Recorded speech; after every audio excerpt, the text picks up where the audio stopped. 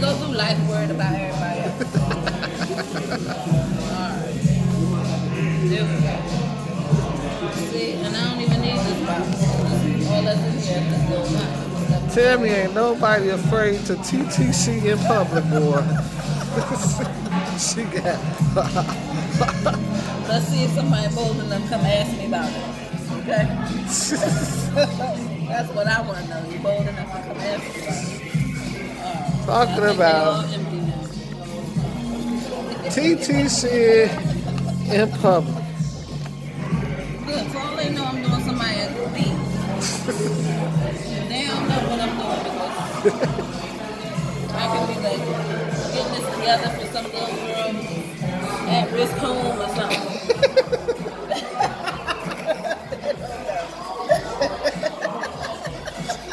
That's funny.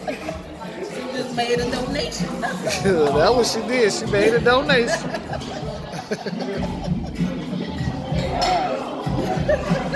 Girl, it's funny.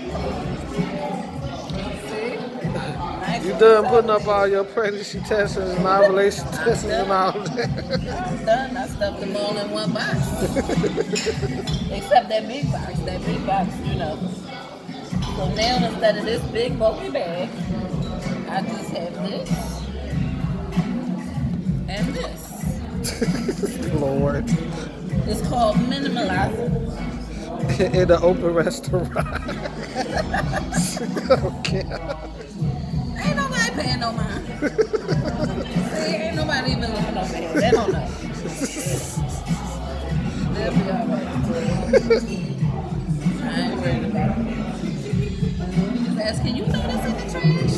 There's the trash right there. And then you got to worry about taking it with you.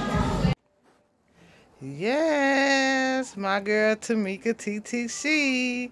She got that big fat P, and I am so excited. I am over the moon, and I am even more excited that she was able to use those overflowed pregnancy tests that I had left to help her get that BFP, or to find out she had the BFP. Yeah, I didn't help her get the BFP though, but I am so overjoyed about that.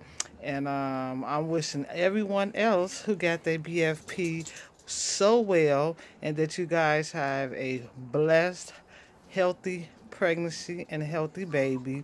My heart goes out to Tanya and Aunt who lost a sticky bean, and my heart goes out to Vacosa, long life commitment with the Alexanders. My heart goes out to you guys. She lost her sticky bean as well.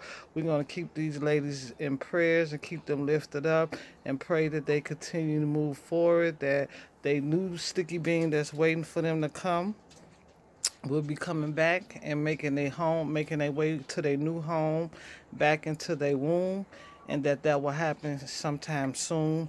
So I'm praying for you ladies, and I'm also praying for Chris and Joe that you guys get your big fat P, and Lisa and Lindsay, I'm praying for a healthy delivery and healthy baby. I'm also praying for Lily G, that the twins come healthy, and I know they're gonna be some beautiful little girls. So I'm also praying for your healthy labor and delivery. I was trying to introduce y'all to my little Pebbles, but she's having her I don't want to talk to nobody day. This is actually, say hi, Pebbles. Say hi. Say hi, Pebbles. Say hi. Say, hey, my name is Pebbles. Say, how are you? So this is actually her 1 month update. She came home about a week and a half after she was born, and she finally got caught back up to her birth weight. And when she first came home, her adjustment was very well. She really was sleeping a lot because, of course, she was born as a preemie. And I had to set my alarm clock just to wake her up every 3 to 4 hours to make sure that she eats. Then, when she turned 4 weeks, the pediatrician said it was okay to let her sleep all night. But unfortunately, she had got used to being awakened every 3 to 4 hours, so she started waking herself up. And at that point, things started going to getting a little bit of sleep to getting no sleep because now that she wakes her own self up, she goes back to sleep when she feel like it. So when she eat, she will stay up anywhere to 1 to 2 hours, sometime longer after she ate. And by the time she lays down and go to sleep, it's time for her next feeding. So yes, it's been a little bit struggle with getting sleep around here. So it was to be expected. So I'm not complaining. It was definitely to be expected. She's definitely a joy. I wouldn't trade this moment for the world. She's she started off good with the nursing when she first came home because when she was at the hospital she was struggling a little bit, which they said was normal because she was a preemie. But once she came home, things had gotten a whole lot better. She would latch on to the breast and she would drink fulfillingly. But now she doesn't take the breast at all. I don't know how that switch happened. I don't know what caused it to happen, but she just would cry with it in her mouth. And I've had to, sorry if the phone's shaking, I had to kind of shake her to keep her a little quiet a little bit. But I had to start pumping more and getting the milk out that way. The pumping is to be a little bit exhausting for me, especially with getting lack of sleep. And so that is starting to be scary because if I'm not pumping, on a clock base like I should be, like I was when I first had her, then unfortunately my milk supply is gonna start to decrease, which I can tell it already is, and I really wasn't hoping that that would happen, but unfortunately, it is what it is. I can't force her to take the breast if she won't take it, but I'm doing everything else I'm supposed to do, the massages and the heating and things of that nature to try to keep the flow going. I pump at least 3 times a day. I try to do it more, but again, because of the fact that I don't get enough sleep, I pretty much sleep when she sleeps. It's just really hard for me to do. So I am going to get in contact with the lactation specialist to see if it's something that they can help me with so we can get this process going before my milk supply completely drop and then I end up starting to dry up. I know that once it starts to drop, that there's still hope. You can get it to go back flowing again. Just got to know the techniques to use to do it. And because this is my first time breastfeeding, I don't know those techniques. So I'd rather reach out to those that are more professional in this. Even some moms who have done this before. If you guys have any suggestions, please leave it in the comments below. I would be willing to take any advice that you guys can give me. Even if you're an old school mom and it worked for you, let me know. Let me see what I can do to make sure I keep this milk flowing. But overall, she's a pretty good kid. All she do is cry when she's hungry. She cry when she's sleeping. She cry when she want a pamper change. And that's pretty much what babies usually do. Rarely do she ever cry just for no reason. Most time when she crying, we usually figure it out. It's either because she's hungry or she's sleepy or she got a real loaded diaper and she can't stand loaded diapers.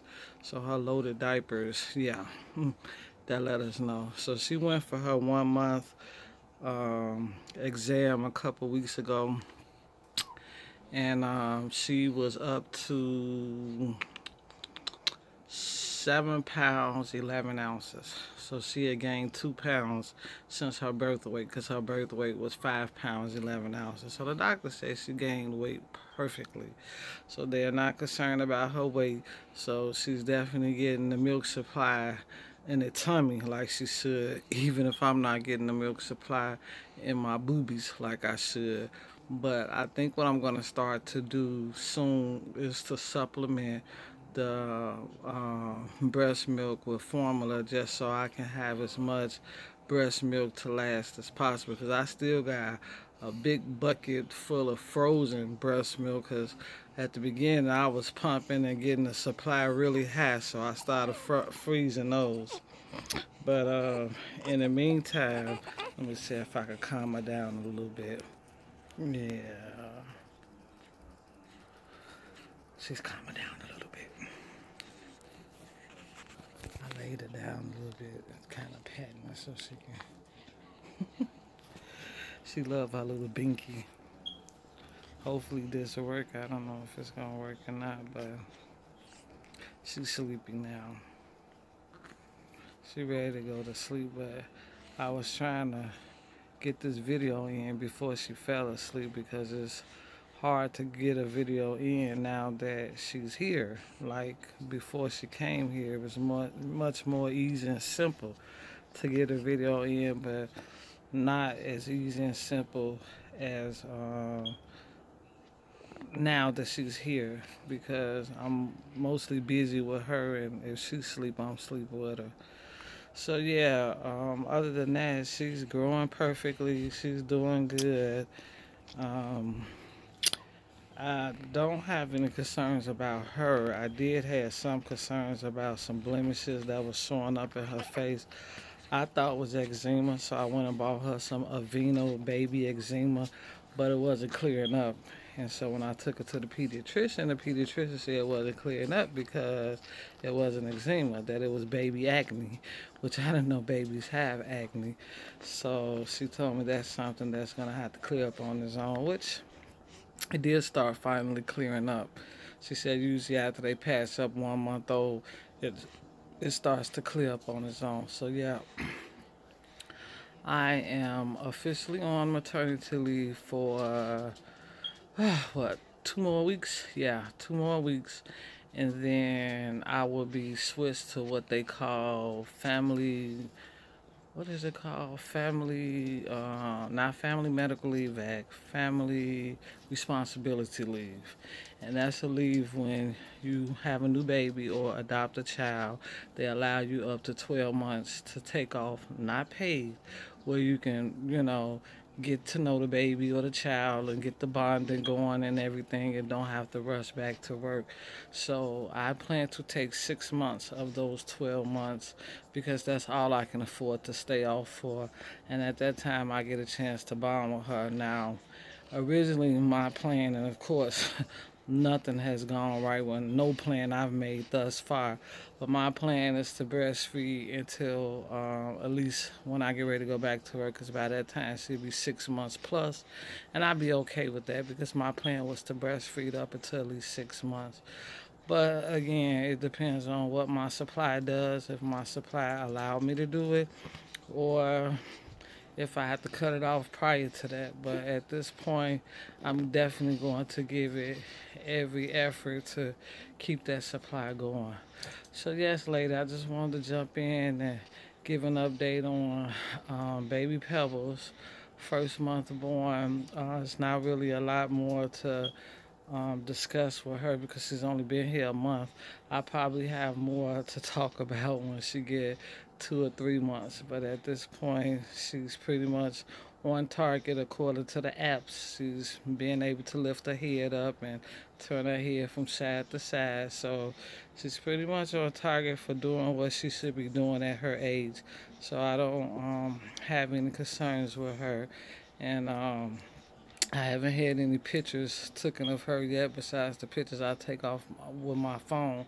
I'm kind of lacking on that too because of the fatigue, and I'm studying running back and forth to the doctor. They want to make sure I don't have postpartum preeclampsia, which again I didn't even know something like that even existed because my blood pressure still have been a little bit elevated since I had her, but it's coming down, so that's a good thing. But other than that, ladies, I want to thank you guys for sticking out with me through this whole journey from the beginning to the end. I mean, you guys saw me through it. I have ladies on here that's been following me all this time, never ever made any comments to any of my posts until just recent. They told me that they had been following me since day one and they were so happy for me you ladies, I want to thank you for hanging in there with me. And it doesn't matter that you're not making any comments on my post, and those are not important.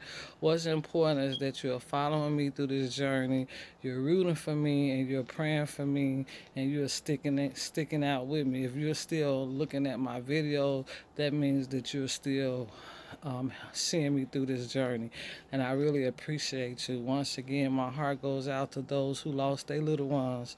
I'm praying for those of you who are still in it to win it. Those of you who have gotten a big fat peas and babies are still hanging on there. Those of you who are getting ready to do an IVF or IUI or getting ready to do a frozen embryo transfer, I'm rooting for you, praying that you do get that sticky bean. And I'm going to continue to follow you guys from the beginning to the end of your journey as well.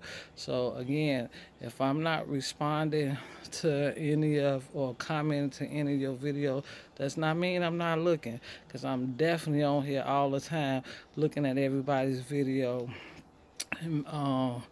Because some of your videos, even though I've already got my baby, it's still inspiring. If it ain't inspiring to me, it's inspiring to others. So keep them coming, ladies. Don't give up. I appreciate you guys. I love you guys. And Sticky Baby does to all you ladies who are still hoping and waiting for your big fat P. Bye.